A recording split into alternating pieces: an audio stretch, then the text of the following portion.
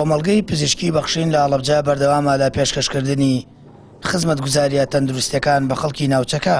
بۆ ئاینداش هەمیشە لە هەوڵدایە بۆ دابینکردنی ئامێری پزیشکی نوێ و فراوانکردنی پسپۆڕیەکان.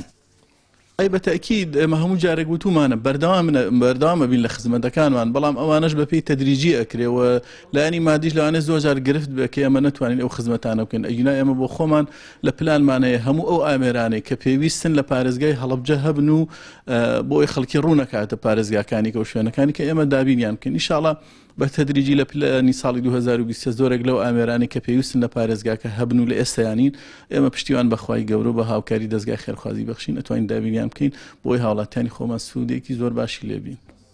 کۆمەڵگەی پزیشکی بەخشین ماوەی هەفتەیەکە ئامێرێکی نوێی پزیشکی هێناوەتە کۆمەڵگەکە کە لە سنووری پارێزگاکەدانیە و کاراسانی بۆ هاوڵاتیان دەکات.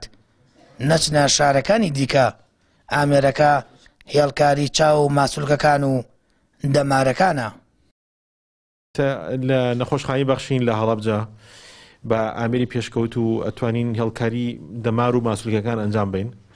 باشە ئەم بۆ چمە بەسێ بەکارێ بۆ ئەو نەخۆشانی کە کێشەی دەمارەکانیان هەیە، دەمار ڕاگەیاندنەکان. ئیتر ئایا دەمارەکان هەمویان سست بن یان دەمارێک مەسەن بۆ لە دەماری دەسا کە پێڵەن دەمارگیران بۆم حاڵەتە بەکارهێنرێت، یان بۆ هەندێک حاڵەتی ماسوولکە نەخۆشی ماسوولکە بۆ ئیلتیهابی ماسوولکەیان نەخۆشی بۆ ماوەی ماسوولکە لەمانەشا بەکارەیەت.